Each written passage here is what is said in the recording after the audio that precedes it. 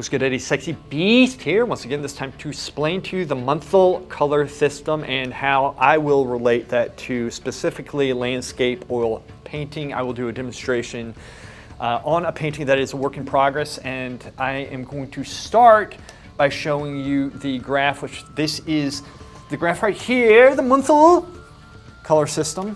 This is a three-dimensional graph of the structure of color as it is. We have the various colors, right? We have red, yellow, and we have the blue, and then the secondaries, we have the green, the orange, and then the purple would be right there, right? And so you have the varying degrees of colors just going around in a wheel. So the very center, we have just black and white. This is it. This is no color right here going out to the color intensity, how intense, how pure the color is, right? And then we have going from the darkest to the lightest. So you have your gray scale right here, and then you have these grays. Oftentimes painters will call these grays, especially in skin tones that might be around here, you know, around this level or something. Those are the skin tones, the flesh tones, you call them grays and such. But we have them going from dark to light and then coming out. So essentially we have three categories right here that Munsell and the experts and all the intellectuals can agree upon, and that is, number one, you always hear hue. Hue essentially is for the pretentious artists who want to sound smart, and they say, oh, what hue is it? Just say the color. What color is it? Is it red, yellow, or blue, or whatever? Right? You don't need to know these fancy terms, so I just simplify them. That's what I do. I simplify things for the ingrates like you guys who are sick of this, right? So we have hue, okay? We have the chroma, which is the color intensity, right? How intense the color is, right? So in other words, right here, if you're looking at the bottom, this is an intense color. It's not intense here, so the higher chroma, son of a telemarketer. So the higher the chroma, the more pure the color it's going to be. It's going to be on the outside ring of the chart out here. And then we have the light and the dark value, right? This is the value. That's how light or dark something is, right? So that's essentially, as we can tell right here, the graph perfectly describes these things, right? But that's first, I'm going to show you exactly how I arrange my colors on the palette. We normally go from dark to light. I try to mix general piles of paint. As we can see here, this is a green, so these are for the house.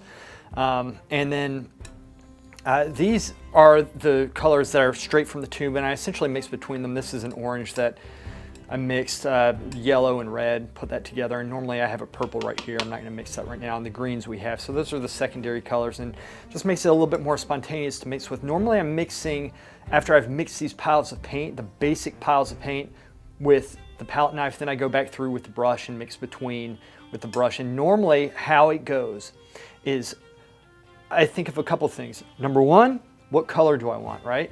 What color? So I go and I say what value, how light or dark. So if I want something in between these values right here, then I'll take this, and normally with a brush, but I'm showing you with the palette knife, I'm just going and mixing between until I get a value, right? And that's one of the three things. We had the hue, we had the value, and then we had the chroma. And so the value, that's how light or dark something is. And then I'm thinking of essentially what color it is. And I can either take some, if I need to gray this out, I can, if I want, I have these colors mixed, I can gray it out some. I can say, okay, I want it grayed out, but I want it a little bit more pinkish, right? In hue and color, right? So you can make it a little bit, you just add some red or orange or whatever. Right? And so this is how I think about it. So I essentially find how light or dark it is, and then I go for the color with it. Those are the things that I think about. Now, might be a thing, but Lewis, you have the greens up here, and those are pretty high chroma color greens. Not necessarily. These are actually grayed out some. And let me show you. Let me give you a little example. Let's do something that is very high chroma. Cadmium yellow is a very intense yellow. It's pretty much straight yellow, right? A straight yellow, and we're going to take some ultramarine blue, and we're going to take a little bit, and we'll mix it. You know what? Let's mix it. We'll mix it right here. That'll be our mixing spot. Take a little bit. It doesn't take that much of the of the cadmium yellow. Yellow, right? We're gonna mix this up. Now this is a very potent yellow, right? So this right here, in fact, if I were to show you, and I'll put this up on the painting when I show you the painting, when I start working on it some, and I highly doubt that there's any color values that are this high in intensity, but look at this. So if you go around this value right here, do you see the difference? This is a little bit more muted. All right, so this does have some black in it, and it might have some, like a little bit of white. So you add the black and white to grade out just a little bit. Not only that, this is in terms of the hue, this is more of a straight green, whereas this is more of a warmish green, right? So if I was to go and say, okay, well, I want, you know, I want it less green but still a high chroma, well, then we can come in here and add some of a bitch, add just a little bit of a green to it, and or red, I'm sorry, and just warm it up some. And so you still have a very color dang it! You have a color intense, you know, the color's still intense, but it's a slightly different variant of the color, which kind of is more in line with that if you're looking at it. So anyway, let me get in, and I'll just mix this into this because I really don't care right here. So say, for example, I am working more in the foreground. I'm going to be going and using higher chroma levels, right?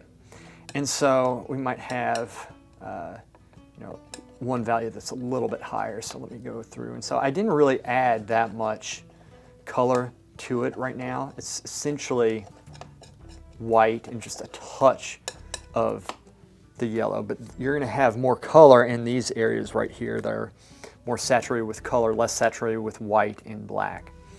Okay, so if I'm working in the foreground, I'm going to be working with the full range of values, trying to get the contrast and such, right? So if I'm working on, for example, the highlights of some of the grass and such, you know, I'll be coming here, you know, working with a value like this, and then if I want to, I find how light or dark it is, and then I'm going to come in, and normally, like I said, I'm doing with the brush, and then I go in and just touch it up with a little bit of whatever color I want. Maybe it's yellow, maybe it is a little bit of orange, and so you can do this to get variants of color that is very high intensity in color. Now, in the background, where normally it fades out, especially a little bit more than I have in this painting. This painting, there wasn't that much of a degree of distance between the trees in the back and the foreground. I think it would have looked a little bit strange if they were a little bit more grayed out than I made it. But say I want something more grayed out in the background, then I can simply come in and just tone it down a little bit. And this is what creates an atmospheric effect. Atmosphere is slightly bluish in nature. It's not just white, but it's slightly bluish if you look off in a distance. So this right here would be, and obviously it's a little bit lighter in value. So if we want like a darker value right here, right here we go. This is something a little bit more grayed out. Okay, and let's get this color here. We'll take this and let's gray it out just using a little bit of black, right, and white.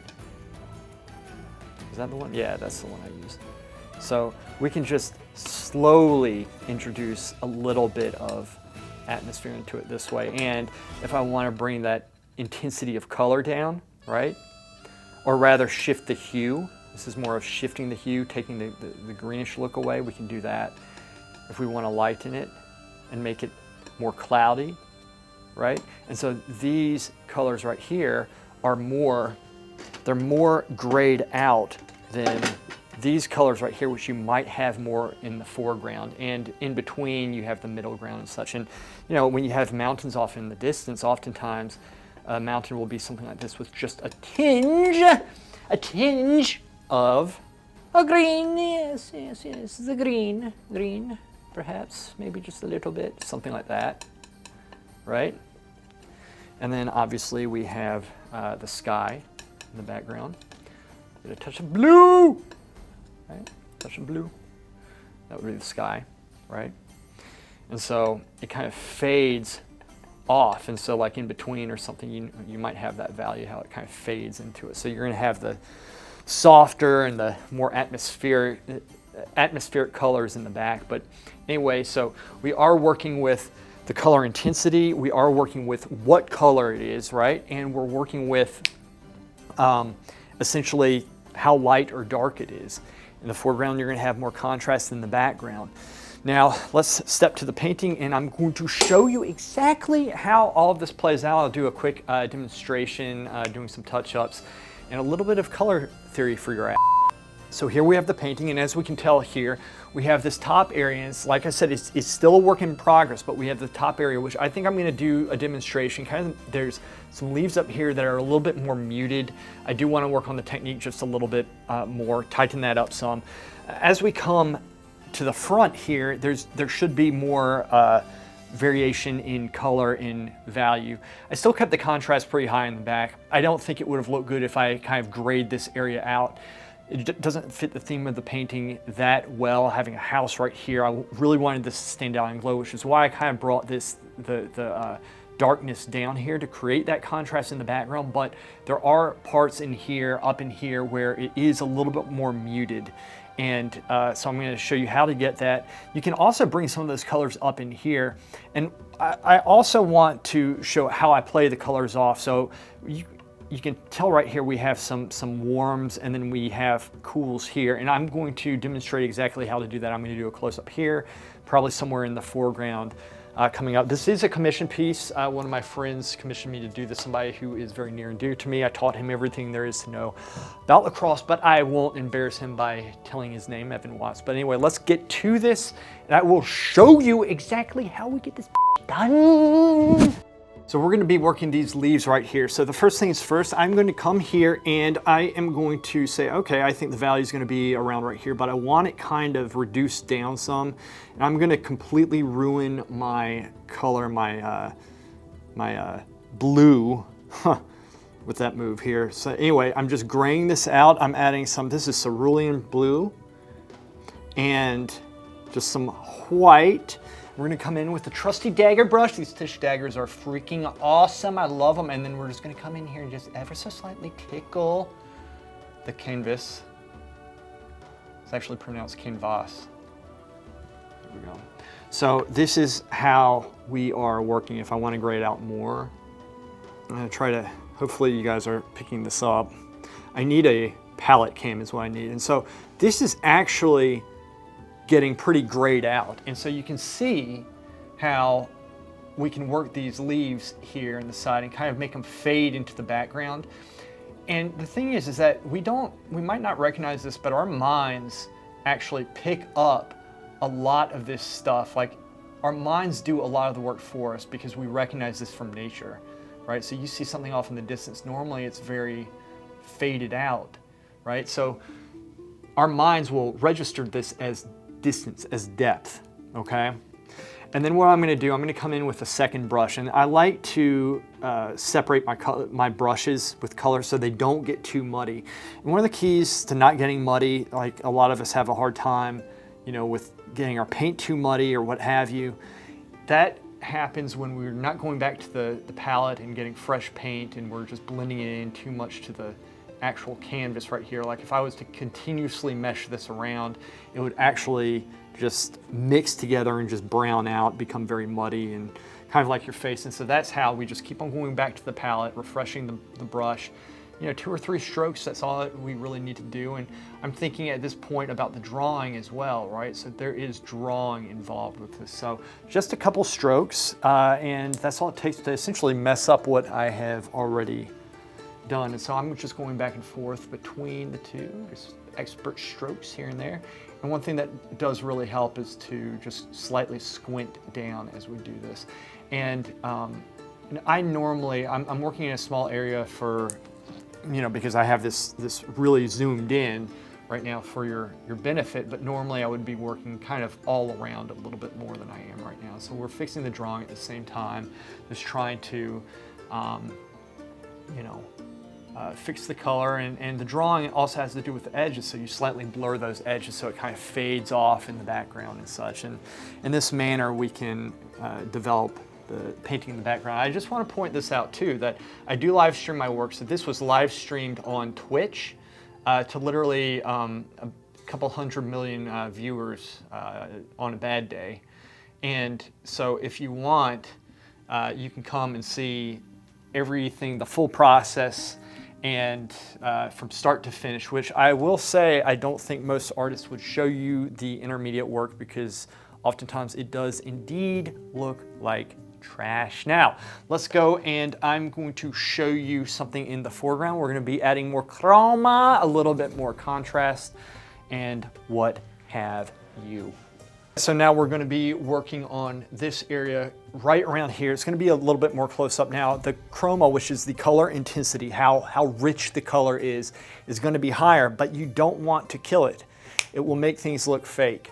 And you can always trick yourself into thinking that it is higher intensity, higher color intensity than it actually is. The values normally they're going to be at this stage, as we can tell right here, you're going to have dark and light contrasting more, and I like leaving it a little bit mid-tone so that at the very end I can put accents on, right? Some, for example, some light on the flecks of grass, kind of like we have around here. And so I leave it a little bit mid-tone, and just to give you an idea of where white stands, I'm not going to put this on here because the painting is almost done, but this is white. This is white right here. Right, so that's as light as we can go, and then as dark as we can go. Really, I can go a little bit darker actually than the black by mixing some alizarin crimson and probably a touch of ultramarine blue into it. But anyway, this is our black right there. Hopefully that the camera picked it up. There is a difference in reality. First off, let me show you what true green would be. Pretty much I just mixed the green, and I'm actually going to put a brush stroke in and show you, right, like right here, that is true green.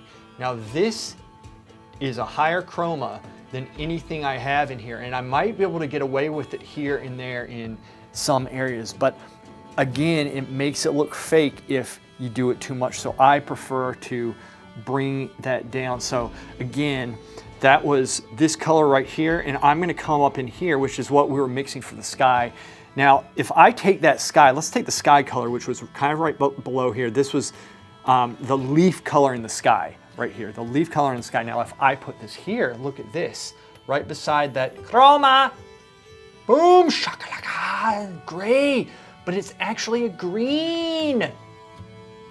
But it doesn't look as green because this has higher chroma, so it's contrasting off itself. But when we go up there, that was the green that we were using, and you could tell it was green because all the colors there are a little bit more muted, so it was a little bit more obvious, right? The contrast, right, was playing off itself to show that it was green. And so I'm going to work the drawing a little bit here while talking about the chroma and what have you. But anyway, we're going to come in with something a little bit more less intense than this. But I could even intensify it just a little bit by coming and bringing that in. Let's see how that looks. And now, essentially what I'm using for a medium is the walnut oil, and I do it very sparing because the less oil I always think the better. You just want to get the right consistency, at least for enough for it to go on and lay thick. So this is what I'm doing. It's almost like dry brushing it on. Now, the last time I worked on this was actually yesterday during my stream, several millions of viewers, like I said. And I am just slowly putting this on. The chroma level right here is still relatively high, but this is how I go through and I kind of brush some texture on. Now, if you overdo this, kind of a side note, if you overdo the texture or whatever, it starts looking all broken up. Then you can always go back through and just simply unify everything, just squint down and just blur everything out. So what I'm doing here, I'm actually taking the color intensity down some, but I'm also bringing the light value up. And what hue, what color am I working with? Well, it's kind of a green, but it does have some red in it. As a side note, another side note, there's lots of side notes here. When you're dealing with nature, when you're painting in nature, do not do straight green, because that's another thing that makes it look fake, kind of like your face, right? You need to put some red in it. That is very mucho importante, as the Norwegians say.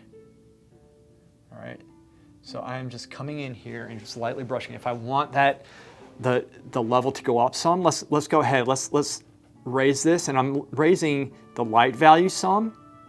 And if I want the chroma, right, the color intensity, well, what color intensity? Do I want more yellow? I'll go and make it a little bit more yellow. So I just brought the light up and the color intensity up. Okay, that's what I did. And so now we're gonna come in here and slowly just build that up. So as you can tell, this area right here is a little bit more color intense than this right here. And it's good to have variation.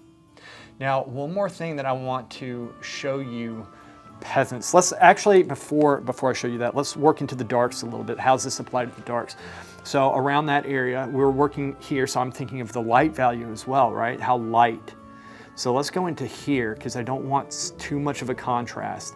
This is actually a really nice color, but say that I want it a little bit more cooled off. I'm thinking about what color I want, right? What hue, right? And I might want it a little bit more intense in that hue right there. So I might do that, and then a little bit more of that pure cadmium, right?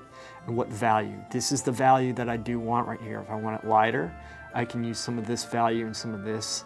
This will kind of grade out, but also bring it up some. I can do that. If I want to bring it back down, this has a little bit more red in it, so I might go through with this. I find cerulean actually does a really nice job, especially in the lights.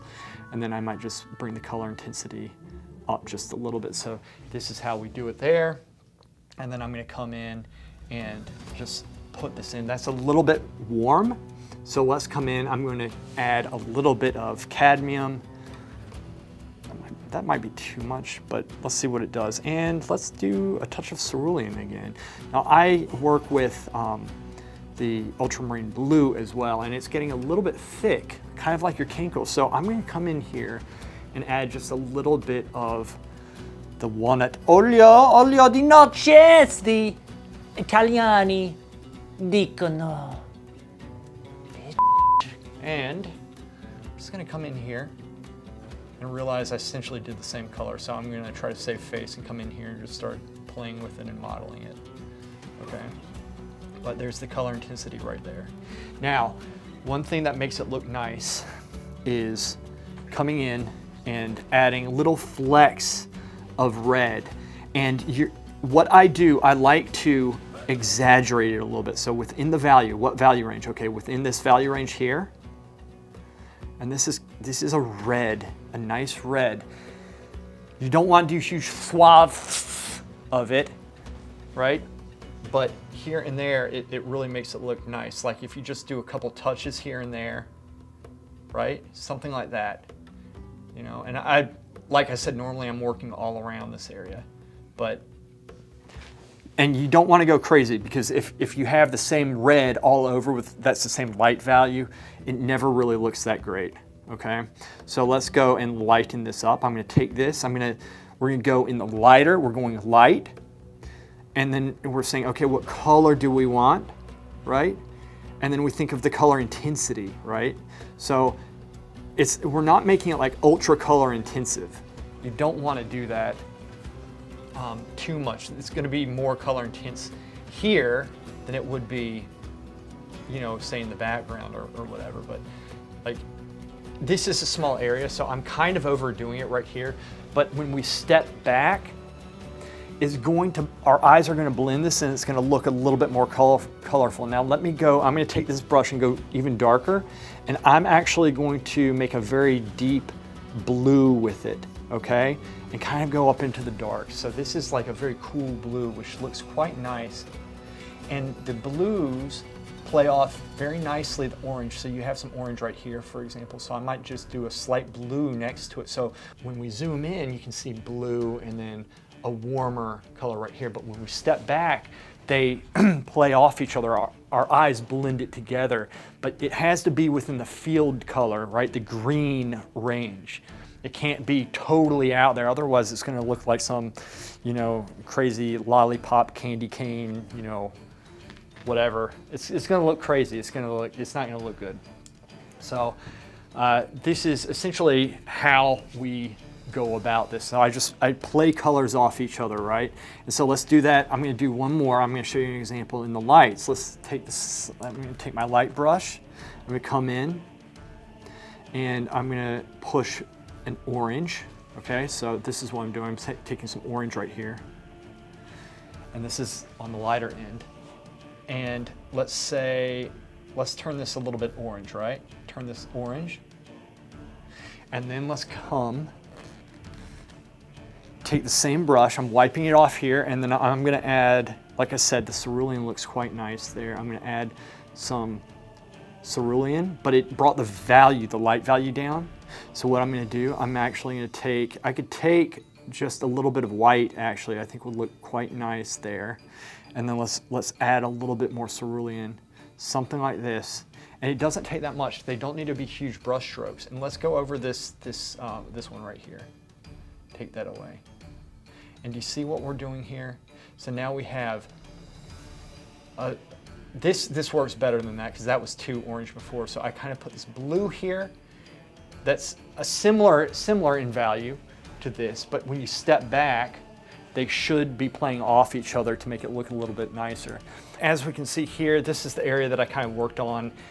You're probably gonna see it a little bit different now. Your eyes should be blending them in together. This is what I worked on up here. I didn't really work it that much, but you kind of get the idea of where we're going with this. So guys, I do hope that this was helpful. I do stream, like I said, on Twitch a couple times a week. If you want to see the full process, then I highly recommend you watching it. Until next time, Louis Gadetti out.